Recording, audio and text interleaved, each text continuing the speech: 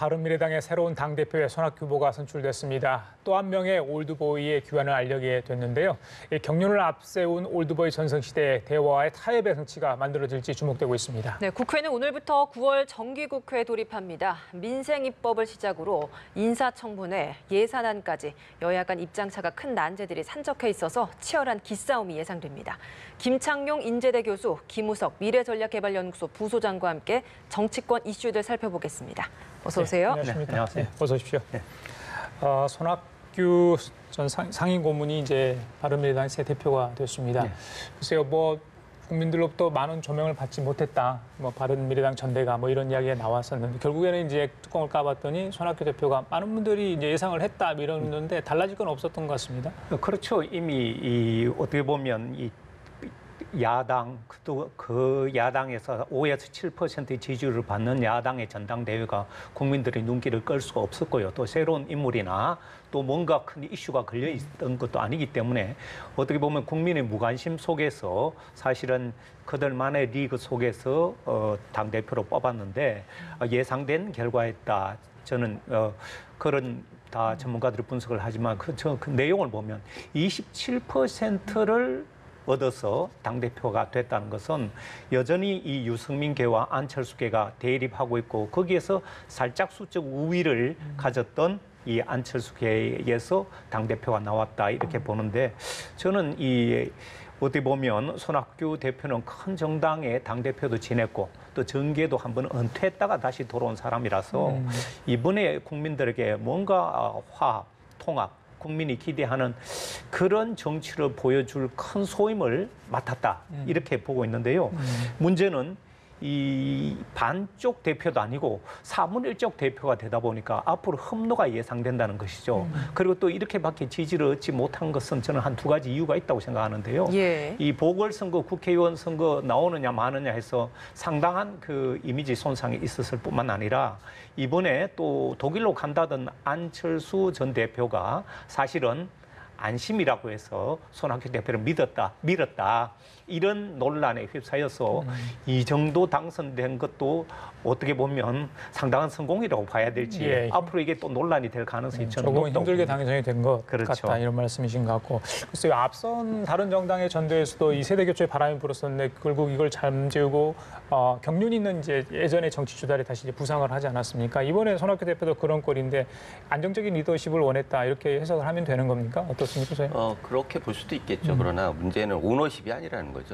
지금 올드보이라고 소위 말하는 올드보이라고 하는 분들이 오너십을 가지고 있는 지분이 있는 CEO가 아니거든요. 결국은 CEO라고 하면서 결국은 오너가 따로 있고 그래서 어떤 분은 징검다리 리더십이다 이렇게 얘기를 하는데 그런 결부하고서는 실제 결정권이 있느냐라고 하는 부분들에 대해서는 의구심을 많이 갖는 것 같아요. 그래서 실제로 경륜을 발휘하거나 아니면 대화 타협으로 국정을 좀 이분들이 잘했으면 좋겠는데 그런 것들이 현실화될 수 있을 거라고 기대하기는 여러 가지 그 미약한 부분이 많다라는 생각이 들고 실제로 이번에 손학규 대표 같은 경우에는 이변이라고 하기에는 관심도가 너무 저조했어요. 지금 김 교수님이 얘기했던 그런 요소들 때문에 관심도가 적다 보니까 이변이 있을 수가 없죠. 물이 없는데 무슨 이변이 있겠습니까? 그리고 대세론이라고 하기에는 너무 전체적인 수치가 좀 무한하다 이런 생각이 드는 게 결국 투표율도 아주 저조했죠. 12% 정도대. 그리고 득표율도 27%라고 하면 압도적인 승리가 아니거든요. 게다가 2등하고 표차가 4% 정도라고 하면은 이거는 대세론이라기보다는 신승 정도로 생각할 수 있는데 이런 정도의 리더십만 가지고 과연 경륜을 할 수 있겠느냐라고 하는 부분들에 대해서는 앞으로 좀 지켜봐야 할 부분인 것 같습니다. 지지율, 득표율 이야기를 해서 좀 짚어봐야 될 것이 사실 30%가 넘지 않습니다. 말씀하신 것처럼 27.02%를 받고 당선이 된 거거든요. 이 때문에 지금 바른미래당에서 가장 먼저 해결해야 될 문제는 당내 화학적 결합인데 이 정도 지지율을 가지고 이런 것들을 득표율을 가지고 이게 가능할 것이겠냐라는 우려도 많이 나오더라고요. 그래서 사실은 이 손학규 대표가 큰 당의 당대표 할 때는 오히려 쉽습니다. 그러나 작은 당의 당대표가 아까 오너십 얘기도 했지만 이거 사실 자기 것이 아니거든요. 그러다 보니까 이중고에 시달리는 것이죠. 자기가 지분도 없는 데다가 또 이렇게 저조한 득표로 당대표가 되다 보니까 사실은 얼마나 큰 발언권이나 결정권을 가질 수 있을까. 그리고 중요한 것은 이 바른미래당이 보면 유승민계와 안철수계가 이 어떻게 보면 서로 정치적인 기반이 다르고 예. 또 보면 지역적인 이 기반도 서로 달라서 서로의 필요에 의해서 어떻게 보면 통합을 한 것이지 전혀 정치적 기반이나 지지층이 달라서 아무리 통합을 외쳐도 어디까지 통합을 할 수 있는지 저는 한계가 분명하고요. 또 한 가지 변수는 뭐가 있느냐면 이 손학규 대표가 이제 대표가 됐기 때문에 최고위원 2명을 지명할 수 있는 권한이 있습니다. 그런데 국민의당 출신 3명이 지금 당선됐거든요.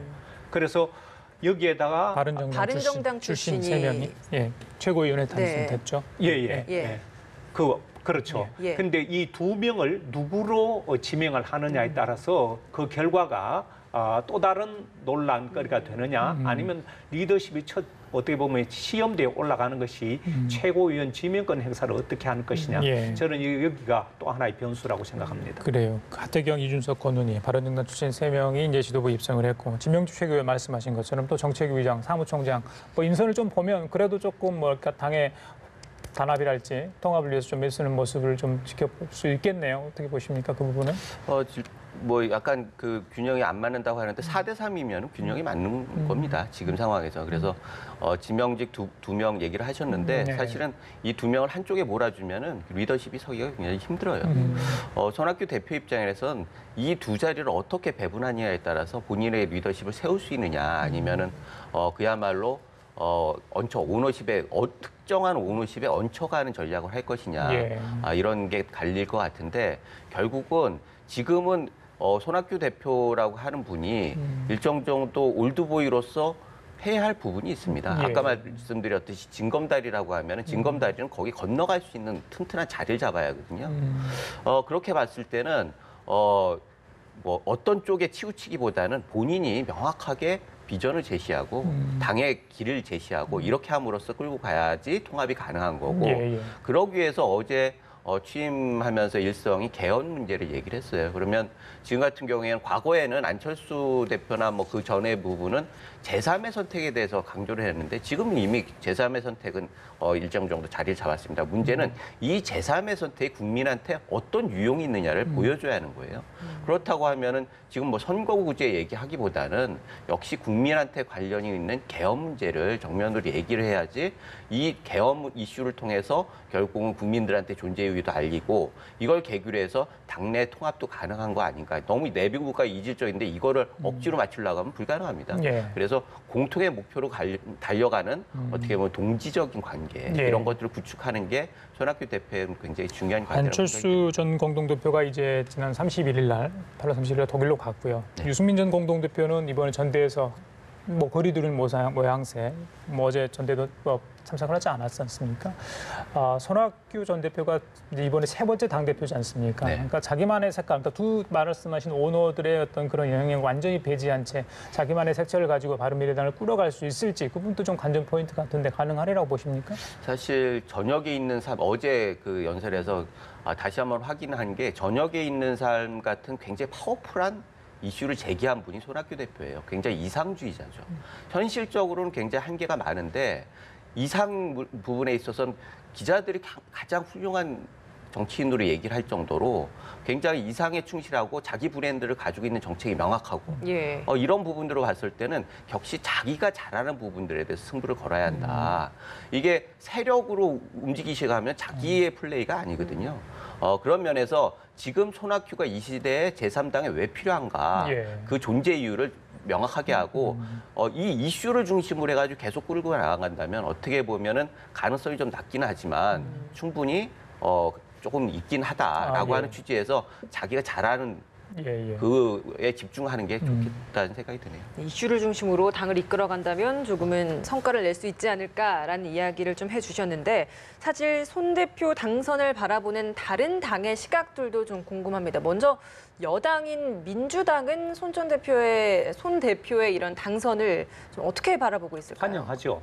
왜냐하면 민주당 출신이고 또 함께 정치를 했던 당시 그런 어떻게 보면 올드보이지만 많은 그 인적 연관성을 맺고 있기 그렇죠. 때문에 더불어민주당에서는 굉장히 환영하는 의식 속에도 입장이고요. 민주당이 있는 것 같아요. 예. 그 수락연설에서 민주당이라고 그렇죠. 했잖아요. 예. 그런 얘기도 있고 다만 자유한국당은 원래 출신이 자유한국당 출신입니다. 그래서 경륜이 많다는 것은 여기저기 한 달에 두 달에 걸친 곳이 굉장히 많아서 보는 시각에 따라서 사실 손학규 대표는 서로 자기 사람 내지 자기에게 우호적이라고 판단할 수 있는 소지가 많이 있는데요.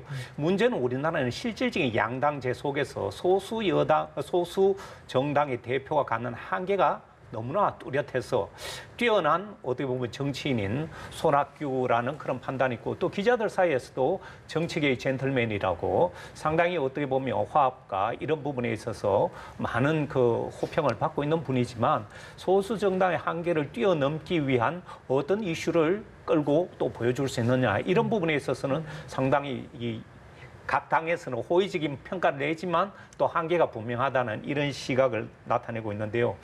지난번에 어떻게 보면 이 정당에서 잠깐 지지 내지 주목을 받았던 것은 국회 특수활동비와 관련해 가지고 여야가 몰래 어떻게 보면 그것도 협치라고 부를 수 있을지 몰라도 특수활동비를 예. 존치시키는 그런 방향으로 가다가 바른미래당이 브레이크를 바른미래당만큼은 걸었죠. 안 된다. 받지 않겠다. 거부하겠다. 이런 분명한 의사를 보여서 그때 많은 국민들이 바른미래당을 주목을 했지만 사실은 그때 반짝하고 끝났거든요. 예. 말하자면 이런 굵직한 이슈, 국민들을 대변할 수 있는 그런 부분을 소수 정당이라도 대변할 수 있다면 저는 손학규 같은 정치인이 그런 과거의 경륜 그리고 또 많은 인적 네트워크를 통해서 충분히 어떻게 보면 가능성을 갖고 또 이 어려운 현실을 돌파해낼 수도 있지 않을까 기대합니다. 예. 그 올드보이 이야기를 안 할 수가 없어요. 지금 계속 글쎄요, 여야 당 지도부를 이끌 새로운 수장에 예전에 계셨던 분들이 등장하고 있는 상황인데 글쎄요. 이후에 또 누가 될지 모르겠어요. 손학규 정의당도 글쎄 누구 있습니까? 예, 글쎄요. 이분들이 정말 경륜이 있잖아요. 오랫동안 정치를 해오셨던 분들 예. 때문에 다들 아는 분들고 인적으로 이렇게 서로 친밀감을 갖고 계시다고 제가 들었는데 그러다 보니까 여야 협치도 가능할 거다 이런 이야기 있고 아니다. 지금 뭐 총선도 있고 또 주요 쟁점들에서 대립하는 부분이 많이 있기 때문에 자기만의 색깔을 드러내다 보면 갈등할 수도 있다. 여러 이야기가 나오고 있거든요. 네. 우리 부사님 어떻게 예상을 하세요? 일단은 보기에는 그럴 법합니다. 문제는 아까 말씀드렸듯이 오너십이 없다라고 하는 거는 자기 조직에서 리더십이 명확하지 않다라는 거예요. 그렇다고 하면은 구성원들이 가지고 있는 마음을 모아가지고 협상을 해야 하는데 그게 현실적으로 힘들다는 거죠. 결국 면으로 얘기야 뭐 겉으로 보이는 거야 이건 얼마든지 편안하게 얘기를 할 수 있지만 당내에 들어가면 다른 게임이거든요. 실제로 삼김 시대는 오너십이 가지고 있는 CEO였기 때문에 이분들은 내가 협상을 하면 다 인도세 해라라고 하거든요. 지금 같은 경우에는 협상을 하고 해라 그러면 딴 얘기가 나올 수밖에 없어요. 그런 경우에 있어서 과연 이분들이 모여가지고 협치를 할 수 있겠느냐라고 하는 부분들은 좀 다른 부분이라고 생각하고 예. 결국은 어떤 이슈가 중요하냐 이런 부분들입니다. 결국 지금은 뭐 여권에서 얘기하는 이슈와 야권에서 얘기하는 뭐 그 여권 중심으로 한 그 이슈가 야권 중심으로 한 이슈가 달라요. 그런 경우에 있어서 지금 바른미래당은 이 캐스팅 보트를 어떻게 활용할 것이냐가 존재해서 굉장히 중요한 겁니다. 사실 협치보다는 여기에서 줄타기를 잘해야지 그나마 뭐 정계 개편에 주도를 하겠다라고 하는 걸 믿는 사람들은 거의 없을 거예요. 그러나 정계 개편 와중에서 살아남을 수 있는 뭔가는 있어야 할 거 아니겠습니까? 그러기 위해서라도 이 상황에서 내부적으로 이슈를 잘 관리하고 또 이걸 통해서 연대를 이루고 거기에서 힘을 얻고 이런 거 굉장히 합종 연행이 굉장히 중요하거든요. 이렇게 다당제 시스템에서는. 예. 그런 면에서 지금은 전체적인 통합보다도 본인들이 각자 도생을 하기 위해서 어떤 이슈에 중점을 두고 어떻게 연대를 하냐가 굉장히 중요한데 예. 이런 부분들에 저는 좀 재미있게 보고 있는 상황입니다. 당 대표들은 올드보이로 채워지긴 했습니다만 이 각 당마다 여야 지도부의 최고위원 자리는 30, 40대 굉장히 좀 젊은 층들로 많이 채워진 것 같습니다. 이건 어떤 의미라고 보십니까? 이 보면 이 우리나라 정치권이 올드보이 어떻게 보면 새로운 세상이 됐는데 그만큼 정치권의 진입 장벽이 높다는 것이고요. 또 하나는 그렇게 해서 어렵게 들어가더라도 그 안에서 스타 정치인이 나오기 힘든 구조라는 점. 그리고 또 하나는 국회는 특별히 이 선수 중심으로 매우 폐쇄적이고 계급화돼 있다는 이런 것을 알 수 있는데 그러나 다행스럽게도 이번에 어떻게 보면 청년 의원이라고 불리는 이런 젊은 층들이 대거 최고위원으로 영입됐는데 선출됐는데 이것은 여전히 국민들은 새로운 정치계의 바람을 어떻게 기대하고 그걸 열망하고 있다는 것이죠. 지명한 것이 아니라 당원과 국민들이 투표로 선출한 사람들이기 때문에 이런 국민들의 젊은 정치, 새로운 정치에 대한 기대감이 이번에 잘 반영된 것이 30, 40대 최고위원들의 대거 입성으로 나타난 것이 아닌가. 제 생각에는요. 지금 나이는 젊지만 신선하진 않아요. 그래요? 예. 아니 지금 이분도 누구 몇 분을 염두에 두고 말씀하시는 거예요? 그래서 사실 뭐 신선할 수는 없죠. 정치라고 하는 게 어차피 진흙탕에서 뭐를 해야 하는 거니까. 그럼 완전 정치 신인이 최고위원은 될 수 없잖아요. 그렇죠. 게다가 최고위원을 여러 번 하기는 너무나 힘들습니다. 지금 그렇죠. 이분들 중에서도 여러 번 한 분이 있기 때문에. 그래서 지금 일단 진흙탕에 들어간 거는 뭐 어쩔 수 없다 치지만 결국은 이 진흙탕에 연꽃을 피우느냐, 그야말로 진흙탕에 함몰되고 마느냐 이것들은 본인이 어떻게 하기에 따라서 지정 정치와 어떻게 거리를 두면서 자기만의 어떤 새롭고 색깔, 신선한 모습을 계속 하느냐. 보여야 하는 거죠. 그렇게 노력해야지 연배가 됐을 때 충분히 큰 그림을 그릴 수 있는데 과연 그렇게 갈 수 있겠느냐라고 하는 숙제가 있는 거고 두 번째는 결국은 지금 지도부가 인큐베이팅을 해야 해요. 알겠습니다. 그래서 이 부분에 대해서 이 지도부는 결국은 그 올드보이라고 하는 것들이 골드보이가 되기 위해서는 결국은 주변을 두텁게 하고 신선하게 만드는 노력을 해야 한다 이런 생각이 듭니다. 알겠습니다. 그 지난 1일 청와대에서 이게 사상 처음이라고 하던데 당정청 전원회의가 열렸습니다. 전원회의 이 가지고도 좀 이야기가 됐던 것 같은데 많은 이제 그 당정청 의원들이 거의 다 참석을 했죠. 그래서 여러 가지 이야기를 했는데 뭐 원팀을 강조하고요. 또 뭐 성과를 더 내보자 여러 가지 의견이 나왔다고 합니다. 앞으로 민주당 특히 이해찬 대표 체제에서 더 많이 그러니까 당의 목소리가 나올 거다 이런 분들이 예견을 하는 분이 많던데 교수님 어떻게 보십니까? 매우 현실적인 전 분석이라고 생각하는데요. 보시면 문재인 대통령 지지율이 높을 때 더불어민주당 지지율도 올라갔습니다. 그 6.13 지방선거도 더불어민주당이 뭘 잘해가지고 국민적 지지를 얻고 대승리를 거둔 건 아니거든요. 그런데 최근에 들어와서 대통령 지지율이 떨어지니까 더불어민주당 지지율도 떨어지면서 이 지금 선거 대승리를 거둔 2, 3개월 만에 판세가 완전히 바뀌는 이런 위기의식을 느끼다 보니까 당정청이 긴급하게 이런 이례적인 모임을 갖게 됐고 앞으로 이 문 대통령의 지지율이 어떻게 보면 정당에 직접적인 영향을 미치기 때문에 지금 경제 문제라든가 여러 문제로 어떻게 보면 정부가 굉장히 어려움에 처하다 보니까 정당에서 집권당에서 좀 더 힘을 실어줘야 되겠다. 그러한 인식이 이런 당정청 모임을 활성화시키고 앞으로도 목소리를 내겠다 이렇게 오지 않았나 생각합니다. 근데 문재인 대통령이 이번에도 이 문재인 정부 2기에서도 적폐청산을 제일 강조를 했거든요. 근데 사실 9월 정기국회에서는 그 야당의 협치가 굉장히 중요한 상황인데 이 시점에서 이렇게 또 적폐청산을 거론했다는 건 어떤 의미라고 보십니까? 일단은 단합을 강조를 하려고 하면은요 외부의 적을 상정할 수밖에 없습니다. 그래서 적폐청산이라고 하는 게 성공한 전략이잖아요. 이 정도 돼서 위기가 되면 성공한 전략을 또 집착을 안 할 수가 없어요. 그런 면에서 지금 적폐청산을 계속 얘기하고 있는데 초심을 좀 강조한 것이다. 글쎄요, 그건 잘 모르겠고요. 하여튼 초심이라고 하는 게 국민을 위한 초심이라고 하면은 맞는 것 같지는 않습니다. 단 여권 내부의 초심이라고 하면 일리가 있는 것 같고요.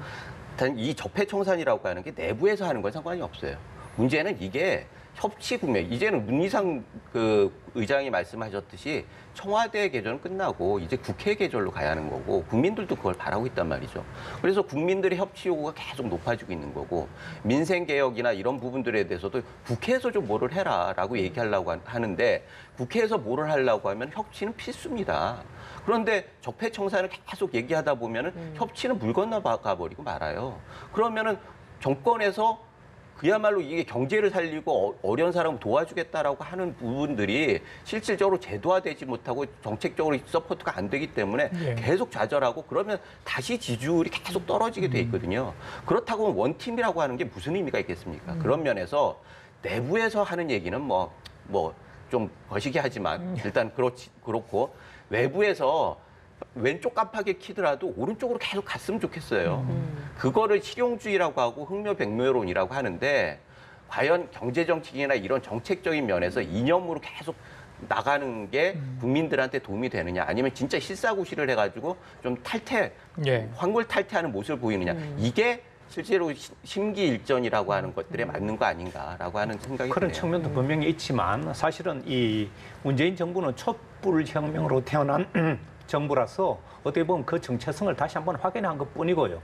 문제는 보면 이 적폐청산이 그동안 성과가 제대로 나왔느냐 하면 국정 기무사 계엄령 문건이나 또 양성태 전 대법원장의 사법농단 이런 것 관련해서 수사도 제대로 안 되고 있고 성과도 나오지 않고 있어서 실제로 적폐청산이 제대로 되지 않고 있다는 그런 일부의 불만들도 있기 때문에 여기에 보내는 저는 하나의 메시지였다. 메시지일 예. 수도 있기 때문에 예. 양쪽을 다 봐야 되지 않을까 그렇게 알겠습니다. 생각합니다. 뭐 정기국회 때 여야가 어떤 모습을 보여줄지 이제 관심인데 100일간의 대장정 오늘부터 시작이 되지 않습니까? 지난번에 8월 임시국회도 빈손으로 끝났습니다. 지금 민생 법안도 많이 지금 있고요, 그렇죠? 뭐 내산안 처리 문제도 있고요, 그렇죠. 인사청문회, 네. 또 국정감사. 이게 또 잘 돼야 될 텐데 또 정쟁으로 치닫지 않을까 또 걱정하는 분들이 있어요. 정기국회 또 국감 시즌만 되면 이게 보기 흉한 모습도 그대로 연출되는 이런 상황인데 이번 중국회 국회 좀 두 분이 쓴소리 좀 해주세요. 예. 좀 제대로 좀 해야 국회는 되지 사실 않겠습니까? 그동안 여러 가지 문제로 국민들에게 지탄을 많이 받았기 때문에 제가 또다시 얘기하기는 너무나 안타까워요. 왜냐하면 국회는 존중받아야 되고요. 국회의원들도 저는 존경받아야 된다고 생각하는데 저는 적어도 민생 입법이나 또 이 한반도 평화 문제라든가 이런 경제나 안보 문제에 있어서만큼 여야가 정말 협치하는 그런 모습을 좀 보여줬으면 좋겠다. 예. 특히 한반도에서는 비준 같은 문제는 그렇죠. 그런 부분에 있어서는 여야가 협치하는 모습을 보여줘야 될 텐데 두고 봐야 되겠죠. 예, 의원님. 예. 제 생각에는 역시 여권이 어떻게 조율을 하느냐가 굉장히 중요한 것 같습니다. 지금 같은 경우에는 청와대에서는 규제 개혁을 하겠다고 법을 통과해달라고 부탁했는데 여당에서 이견이 있어가지고 8월 국회가 빈손 국회가 된 거 아니겠습니까? 그리고 또 그게 안 되니까 또 여당에서는 뭐 그런 판문점 선언 비준하자라고 하는데 야당에서 그거 받을 수가 없는 거예요. 북한의 변화가 없는데 어떻게 비준을 해주느냐. 이게 다 일리가 있는 얘기예요. 그러나 문제를 풀려고 하면은 결국 문제가 엮여 있는 곳에서 풀어야 하는데 결국 그거는 정부 운영의 책임은 여권인 거고 여권에서도 여당과 당청 관계가 굉장히 중요한 관계가 되기 때문에 지금 뭐 어제 했던 당청 전원 그저께죠. 당청 전원회의에서 많은 이견들이 나왔을 거예요. 뭐 소득 주도 성장에 대해서 현실성이 있느니 없느니라고 그런 게 또 밖으로 새어나가기도 하고 이런 것들이 내부에서도 해도 방향은 정확하게 정하고 나가야지 국민들이 불안하지 않고 그것이 실제적으로 국회에서 야당과의 협치를 통해서 구현이 됐을 때 아까 말씀하셨던 적폐청산도 가능한 거고 그런 면에서 지금 여당과 청와대의 역할은 어느 때보다 중요하다라는 생각이 듭니다. 여당의 역할을 좀 강조해 주셨습니다. 네, 마지막으로 이 이야기를 좀 하고 넘어가겠습니다. 한국당의 홍준표 전 대표 SNS 정치를 다시 하겠다라는 걸 공식화했습니다. 사실 뭐 SNS 정치 중단하겠다라고 해놓고도 꾸준히 이야기는 많이 해왔었거든요. 이런 홍 대표의 모습을 바라보는 한국당은 지금 어떤 심정일지 어떻게 보십니까? 한국당이 제일 아마 조마조마하고 한국당이 제일 난처한 그런 입장이 아닐까 생각하는데요. 예. 왜냐하면 홍준표 대표는 사실상 선거 패배의 책임을 지고 떠나갔지만 거기서도 계속 SNS를 하면서 존재감을 자꾸만 드러냈는데 돌아왔을 때 한국당에 도움이 될 것이냐 부담이 될 것이냐 이 부분은 현실적으로 한국당에서 판단할 부분이라서 저는 뭐 제가 뭐라고 그럴 말씀을 드리기는 어렵지만 예. 선거에 패배진 사람은 적어도 일정 부분은 책임을 지고 복귀하기는 시간도 너무 짧고 그리고 또 명분도 없습니다. 그렇기 때문에 한국당에서 먼저 거부의 손길을 보내지 않을까 저는 그런 생각을 합니다. 9월 15일 날 일시 귀국을 하죠. 개인적인 사유 때문에. 좀 더 일찍 정계 복귀하는 거 아니냐 이런 이야기도 있습니다. 선생님 짧게 좀 부탁드릴게요. 예전에 최병렬 대표 때는 대표 이후에 준표 있다는 얘기가 있었어요. 지금 야당이 딱 그런 홍 대표가 들어오는 거를 그런 눈으로 바라보고 있을 거라고 생각합니다. 다시 대표에 나서겠다 이런 의중은 있을까요? 뭐 이거 중임 반대하는 아니, 대표- 욕설도 있다고 하던데. 아니, 그래서 지금 그 사실을 원외위원장들 정리나 이런 부분들이 좀 돼야 하는데 그것들이 지지부진해지니까 그거 하기 전에 들어와서 뭐 제기를 하겠다는 거 아니겠습니까? 알겠습니다. 자, 지금까지 김창룡 인재대 교수, 김우석 미래전략개발연구소 부소장 두 분과 함께 얘기 나눠봤습니다. 오늘 말씀 재밌었습니다. 고맙습니다. 감사합니다. 감사합니다.